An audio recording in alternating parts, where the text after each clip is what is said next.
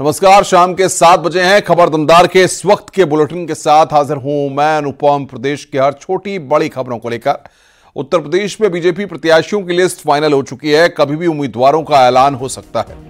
सूत्रों के हवाले से खबर है कि उत्तर प्रदेश में कई चेहरों पर बीजेपी लगातार मंथन कर रही है और कई चेहरों पर बदलाव देखने को मिल सकता है। कई सीटों पर मेरठ से अरुण गोविल को बीजेपी चुनावी मैदान में उतार सकती है। बलिया से किसी नए चेहरे को टिकट मिल सकता है। गाजियाबाद से राकेश भदौरिया उम्मीदवार हो सकते हैं। पीलीभीत से जितिन प्रसाद को टिकट मिल सकता है। हाथरस से अनूप वाल्मीकि को बीजेपी मैदान में उतार सकती है।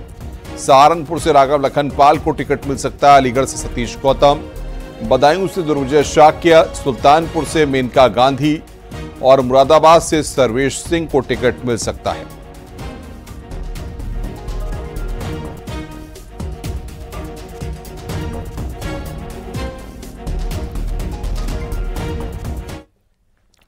लोकसभा चुनाव से पहले बीजेपी का कुनबा लगातार बढ़ रहा है। पूर्व वायुसेना अध्यक्ष राकेश कुमार सिंह भदौरिया बीजेपी में शामिल हो गए। दिल्ली में बीजेपी मुख्यालय में पार्टी के महासचिव विनोद तावड़े और केंद्रीय मंत्री अनुराग ठाकुर ने उन्हें पार्टी की सदस्यता दिलाई है। सूत्रों के मुताबिक राकेश कुमार सिंह भदौरिया को बीजेपी गाजियाबाद से उम्मीदवार बना सकती है। आज बीजेपी में शामिल होने के बाद आरकेएस भदौरिया ने बीजेपी अध्यक्ष जेपी नड्डा से भी मुलाकात की।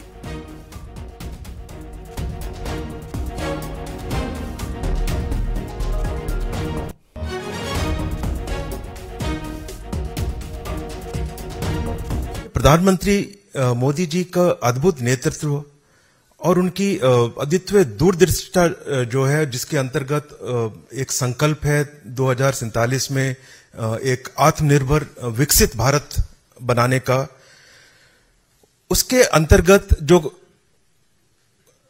कदम उठाए जा रहे हैं अभी से सारे डिपार्टमेंट्स में, सारे अक्रॉस द बोर्ड, सारे एरियाज में, वो आने वाले समय में, आने वाली सदी में भारत को एक नई दिशा दे रहे हैं और भारत एक विश्व स्तर पे एक देश, स्ट्रांग देश, मजबूत देश उभर के आएगा।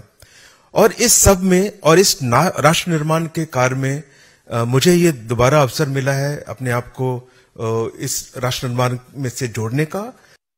एयर चीफ मार्शल आदरणीय आरकेएस भदौरिया जी और हमारे पुराने लोकसभा के साथी रहे वराप्रसाद राव जी, इनका भारतीय जनता पार्टी में दुनिया के सबसे बड़े राजनीतिक दल में आने पर बहुत बहुत स्वागत और अभिनंदन करता हूं। मेरा एक जो भदौरिया साहब, मैं जब आपको वर्दी में देखता था तो हम जैसे लोगों को भी बहुत सारी इंस्पिरेशन मिलती थी।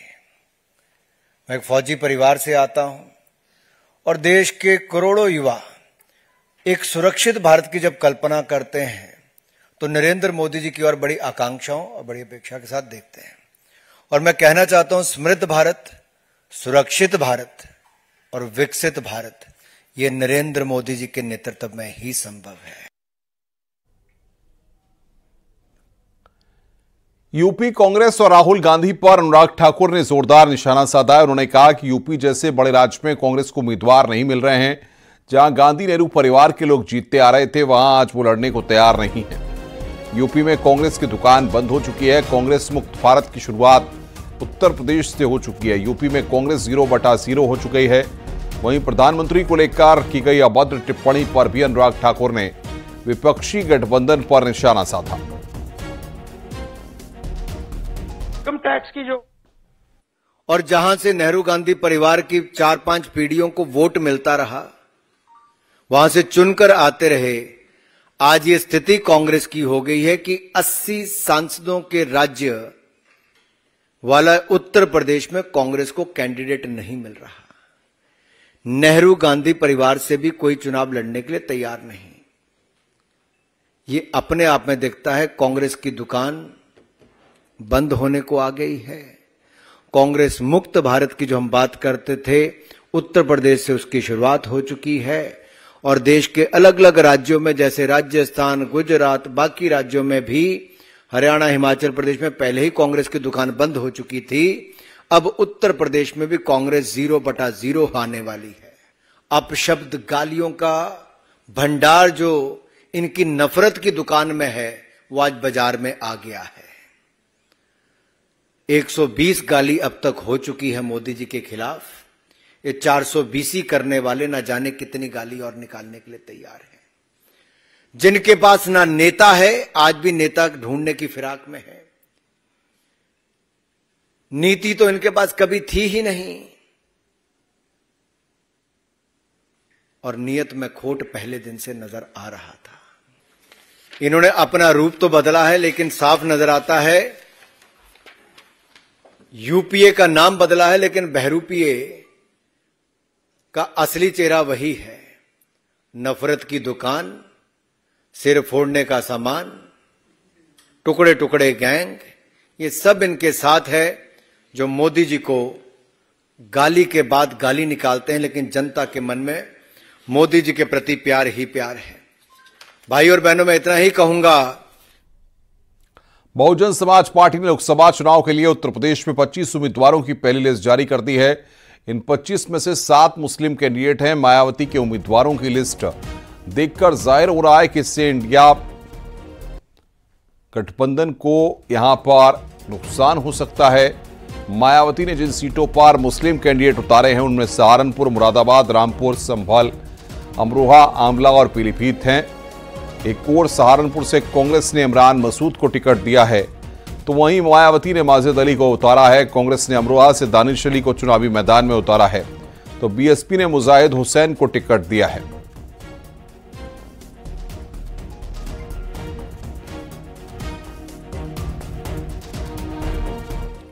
लोकसभा चुनाव से जुड़ी बड़ी खबर है। समाजवादी पार्टी ने नई लिस्ट जारी की है। एसपी ने जारी की प्रत्याशियों की नई लिस्ट। बिजनौर लोकसभा सीट का टिकट बदला गया है।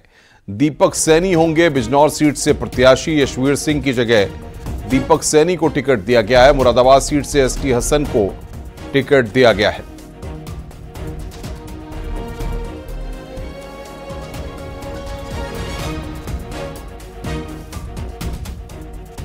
इटावा में शिवपाल यादव ने अपने आवास पर कार्यकर्ताओं से मुलाकात की है। वहीं चुनाव को लेकर उन्होंने कहा कि समाजवादी पार्टी चुनाव में बीजेपी को हराएगी।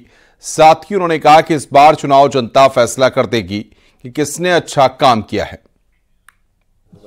देखिए, त्योहार भी है, जन समर्थन बहुत अच्छा मिल रहा है और बदायूं में तो मिल ही रहा है। बदायूं के साथ साथ पूरे प्रदेश में समाजवादी पार्टी को अच्छा समर्थन मिल रहा है और समाजवादी पार्टी आपकी इस चुनाव में भारतीय जनता पार्टी को हराएगी।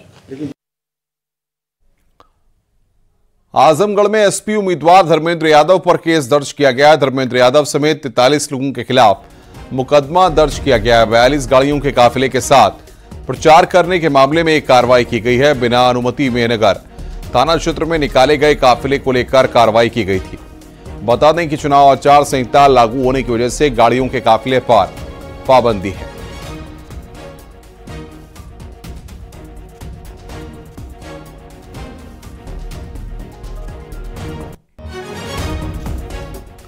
यूपी सरकार में मंत्री ओम प्रकाश राजभर ने अपने विधायक अब्बास अंसारी को लेकर बड़ा बयान दिया है। राजभर ने कहा कि अब्बास अंसारी जेल में हैं और क्या चाहिए। ओम प्रकाश राजभर ने कहा कि प्रदेश में कानून का राज है। जो गुंडा माफिया राज था वो अब नहीं है, अब योगी का राज है। बदमाशों को डर है कि कहीं बुलडोजर ना आ जाए। प्रदेश में कानून का राज है। जो गुंडा माफिया राज लोग कहा करते थे अब वो नहीं है, अब ये योगी जी का राज है। सब लोग डरते हैं कि कहीं बुलडोजर न आ जाए। आपने कहा कि माफियाओं पे लगाम लगा है, बुलडोजर चल गया है। माफिया है जो योगी जी ने लगातार कार्रवाई किया, मुख्तार अंसारी और उनके बेटे हैं अब्बास अंसारी जो आपके पार्टी से विधायक बने हुए हैं। तो ये कैसे माना जाए कि सच में माफियाओं पे बहुत ज्यादा है? कहाँ विधायक तो हैं कहाँ इस समय? विधायक तो आपके दल से हैं। तो हम क्या पूछ रहे हैं? जेल में है। तब अब क्या चाहिए? मतलब अब्बास अंसारी माफिया के बेटे हैं, मानते हैं आप ऐसा? गाजियाबाद से बड़ी खबर। रील बनाते वक्त महिला से लूट हुई है। महिला से चेन की छिनैती हुई है। पुलिस मामले की जांच पड़ताल में जुटी हुई है। थाना इंदिरापुरम क्षेत्र का यह पूरा मामला है। रील बनाते वक्त महिला से यहां पर लूट हुई है। चेन और मंगलसूत्र की छिनैती यहां पर की गई है।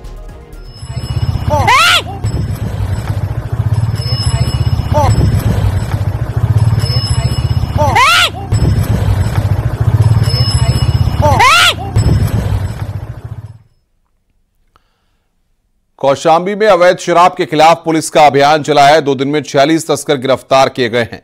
इस दौरान पुलिस ने 1841 लीटर अवैध शराब बरामद की है, जबकि 116 कुंटल लहन नष्ट किया गया है। जिले में सभी थाना क्षेत्रों में यह कार्रवाई की गई है।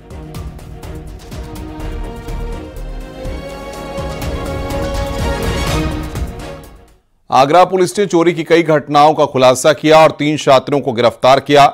इनके पास से सोने चांदी के जेवर के साथ लाखों का कैश बरामद किया गया है। मामला थाना ताजगंज क्षेत्र का है, जहां पर कई दिनों से चोरी के मामले सामने आ रहे थे। इसके बाद से थाना पुलिस लगातार एक्शन में थी।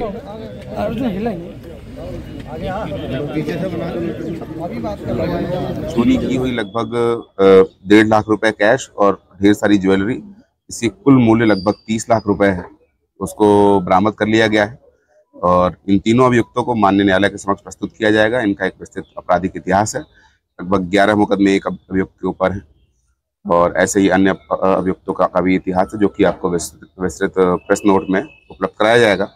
सभी अभियुक्तों के विरुद्ध अभियोग पंजीकृत जो है उसमें उनको दाखिल करके और माननीय न्यायालय के समक्ष प्रस्तुत करके आवश्यक विधिक कार्रवाई की जाएगी। खबर हापुड़ से, जहां पर तेज रफ्तार कार का कहर देखने को मिला, जहां बेकाबू होकर हाईवे पर पलट गई।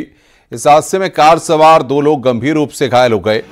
दोनों को आनन फानन में अस्पताल में भर्ती कराया गया। यह हादसा थाना देहात नेशनल हाईवे 9 के फ्लाईओवर का है।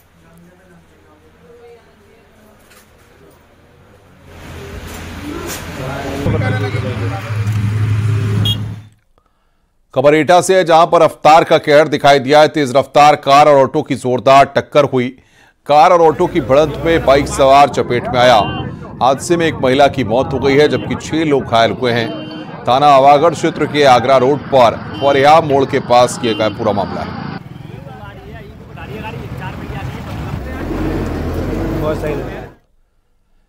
खबर अंबेडकर नगर से है, जहां पर बस अड्डे पर बिना ड्राइवर एक बस अचानक स्टार्ट होकर चल पड़ी। इस दौरान बस एक दीवार से जा टकराई।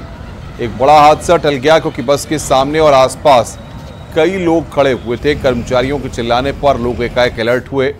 अकबरपुर बस स्टेशन के एआरएम ने बताया कि यहां पर बंदर अक्सर बसों में छेड़छाड़ करते रहते हैं। लगता है कि चालक बस को गियर में खड़ी करके चला गया होगा और किसी बंदर ने वायर से छेड़छाड़ की होगी। गनीमत रही कि कोई बड़ी घटना नहीं हुई। किसी बंदर ने बस तार को किसी जैसे नोच दिया होगा, नोचने में सेल्फ का तार हो सकता है सट गया, जिसके कारण अपने आप स्टार्ट हो गया।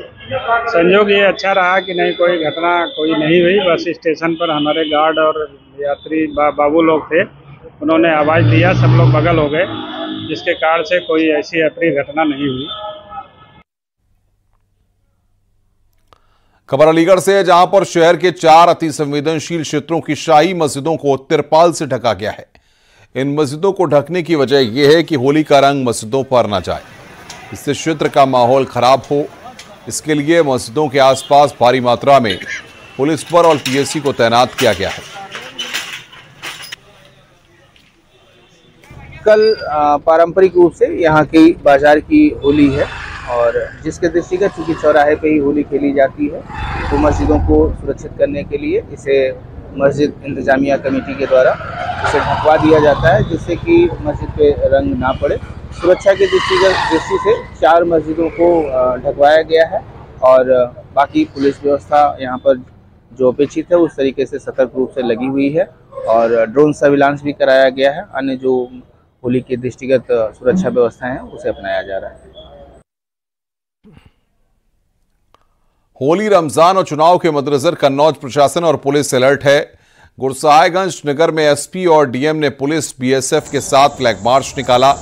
इस दौरान संदिग्धों को रोककर चेक किया गया। गश्त के दौरान अफसरों ने आम लोगों से त्योहारों और चुनाव को लेकर चर्चा की और शांतिपूर्वक त्योहार मनाने की अपील की।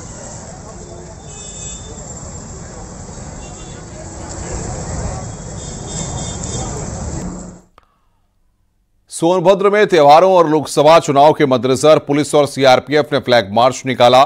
होली और चुनाव को शांतिपूर्ण ढंग से संपन्न कराने के लिए प्रशासन ने कमर कसी हुई है। माहौल बिगाड़ने वालों पर प्रशासन की पैनी नजर बनी हुई है। रॉबर्ट्सगंज, ओबरा, चोपन, डाला, अनपरा, शक्तिनगर, दुद्दी और अन्य हिस्सों में फ्लैग मार्च निकालकर शांति व्यवस्था कायम रखने की अपील की गई। होली का त्योहार जो है प्रमुख वो है, उसके अलावा जो लोकसभा का चुनाव होना है उसके मद्देनजर जो आचार संहिता की नियमावली है उसका पूरी तरह पालन कराया जा रहा है। इसी को नज़र में रखते हुए आज फ्लैग मार्च भी किया गया और प्रशासन और पुलिस दोनों ही चीज़ों के लिए एकदम तैयार है। खबर हापुड़ से है। एक फैक्ट्री में अचानक आग लगने से हड़कंप मच गया। सूचना पर पहुंची दमकल की 3 गाड़ियों ने कड़ी मशक्कत से आग पर काबू पाया। आग लगने से लाखों का माल जलकर राख हो गया। घटना दौलाना थाना क्षेत्र की है।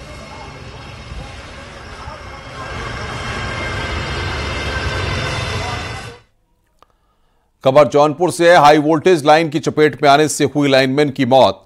मामले में बवाल जारी है। इस घटना के बाद परिवार ने न्याय की मांग को और धरना दिया। इसके बाद पुलिस पर भी आरोप लगे। दरअसल लोगों को समझाने के बाद पुलिस लोगों को धमका रही है। थानाध्यक्ष के धमकी देने का वीडियो सामने आया है। अब इस मामले में एसडीओ ने मृतक के परिवार को भरोसा दिलाया है कि हर संभव मदद की जाएगी। फोन नहीं उठा रहे, ये सोचिए एक्शन को। एक मिनट सर, आप सुन लीजिए ना। किसी आपके जो एक मरा है, आप एक मिनट अपनी नेतागिरी कौन नेतागिरी कर रहा है? कौन नेतागिरी कर रहा है? करते समय दुर्घटना से मृत्यु हो गई। तो चूँकि उनके घर में कोई जीविकोपार्जन के लिए अकेले व्यक्ति थे और कोई था नहीं, तो उनके जीविकोपार्जन के लिए चलता रहे। तो उनकी पत्नी को विभाग में कार्य पर रखने के लिए कहा गया था और मांग की गई थी। तो उसमें हमारे विभाग के अधीक्षक बदायूं में 2 बेटों की हत्या के मामले में अब तक की कार्रवाई से संतुष्ट पिता ने आत्महत्या की कोशिश की। नाराज पिता ने पुलिस से हत्या के पीछे की वजह पता लगाने की गुहार लगाई थी। मामले की जानकारी न मिलने से परेशान शख्स ने पहले अपनी बाइक को आग लगा के हवाले कर दिया और कार को जलाने की कोशिश की। साथ ही उसने आत्महत्या करने की भी कोशिश की है। वहीं मौके पर मौजूद पुलिसकर्मियों ने विनोद को बचा लिया था। इस घटना के बाद थानाध्यक्ष ने पीड़ित परिजनों से मुलाकात कर समझाया और उचित कार्रवाई का भरोसा दिया है। बता दें कि 19 मार्च को सिविल लाइन थाना क्षेत्र के सुंदरनगर बाबा कॉलोनी में 2 बच्चों की हत्या हुई थी।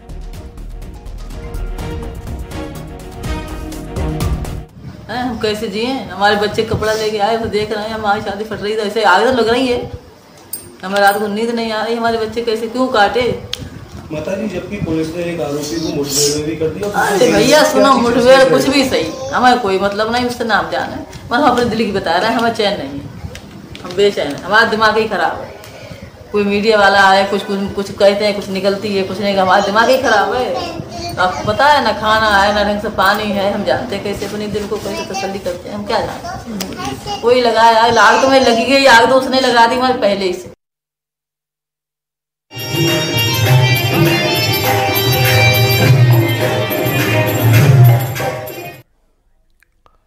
देश में हर तरफ होली की धूम है। आज गोरखपुर में होलिका दहन से पहले भक्त प्रहलाद की भव्य शोभा यात्रा निकाली गई।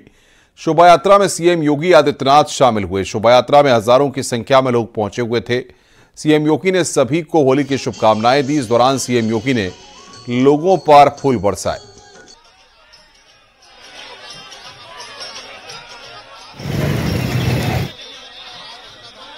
धर्म के मार्ग का अनुसरण करते हुए अगर हम सब अपने देश के हितों को संरक्षित करते हैं तो अनंत काल तक इस प्रकार के पर्व और त्योहारों की महत्ता बनी रहेगी और उसका लाभ हम सबको प्राप्त होता रहेगा। आज हम होली के पर्व को इसी रूप में मना रहे हैं। आज पर्व है होली का, होलिका दहन का। अब सोचिए, हजारों वर्षों से होलिका दहन होता है। होलिका एक प्रतीक है बुराई का, अन्याय का, अत्याचारी का, पक्षपात का। और जहां भी पक्षपात होगा, अन्याय होगा, अत्याचार होगा, ऐसे ही लोग उसको हर वर्ष दहन करते हुए दिखाई देंगे। आज हम होली के पर्व को इसी रूप में मना रहे हैं। आज पर्व है होलिका दहन का। अब सोचिए हजारों वर्षों से होलिका दहन होता है। होलिका एक प्रतीक है बुराई का, अन्याय का, अत्याचारी का, पक्षपात का। और जहां भी पक्षपात होगा, अन्याय होगा, अत्याचार होगा, ऐसे ही लोग उसको हर वर्ष दहन करते हुए दिखाई देंगे। होलिका दहन हिरण्यकश्यप का वध उसी परंपरा का द्योतक है, जिस परंपरा में हम रावण का हर वर्ष पुतला जलाते हैं। गोरखपुर में होलिका दहन से पहले भक्त प्रहलाद की भव्य शोभा यात्रा निकाली गई। शोभा यात्रा में सीएम योगी आदित्यनाथ शामिल हुए। शोभा यात्रा में शामिल होने के लिए हजारों की संख्या में लोग पहुंचे हुए थे।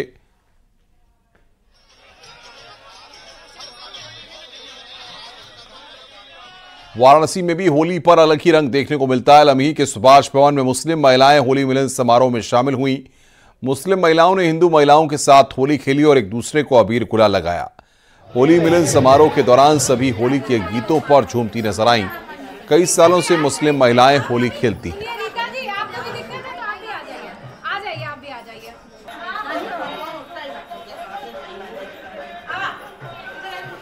आज होलिका के पावन अवसर पर हम सभी हिंदू मुस्लिम बहनें मिलकर के फूलों की होली खेल रहे हैं, अबीर गुलाल की होली खेल रहे हैं और ये संदेश देने का काम कर रहे हैं कि नफरत चाहे जितनी भी फैला लो, मोहब्बत कम होने वाली नहीं है। क्योंकि होली एक ऐसा त्यौहार है जो आपस में नफरत को मिटा करके, दुश्मनी को भुला करके एक दूसरे में के रंग में रंग जाने का त्यौहार है। इसलिए हम सभी हिंदू मुस्लिम बहनें मिलकर के होली खेल रहे हैं। आज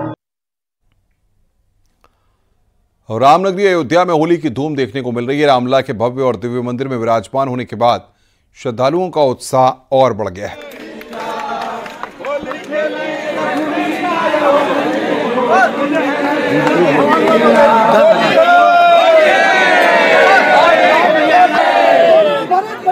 ये राम नाम से ही जो है तो शुरू हुई है यह होली। भक्त प्रहलाद को जो है बचाने के लिए, जो भगवान ने जो है भक्त प्रहलाद को बचाया, तब से होली का त्योहार शुरू हुआ राम नाम का। और राम मंदिर 500 वर्षों के बाद जब भव्य राम मंदिर बना है, तो आज पहली बार यह जो है होली खेली जा रही राम मंदिर में।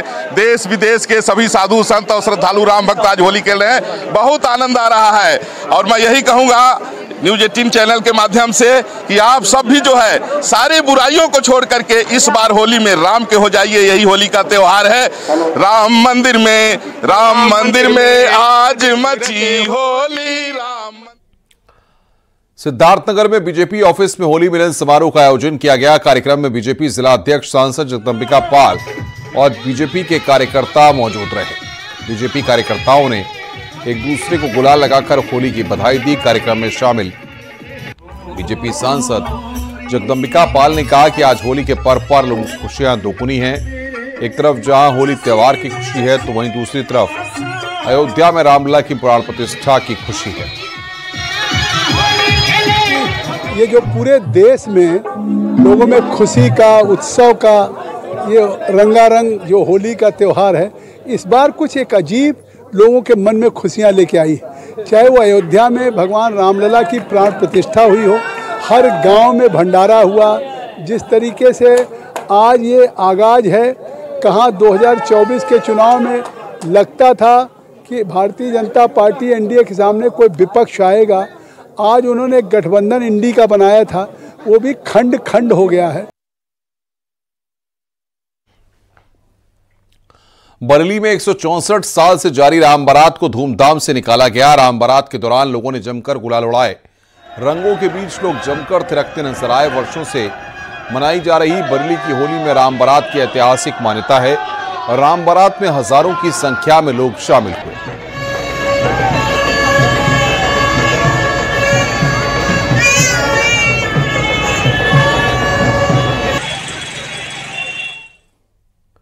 कान्हा की नगरी मथुरा में लाखों की संख्या में भक्त होली खेलने के लिए पहुंचे हुए हैं।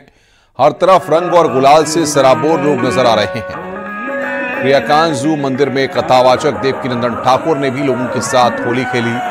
हाइड्रोलिक पिचकारी से रंग बरसाए गए। इस दौरान श्रद्धालु एक ही रंग में नजर आए।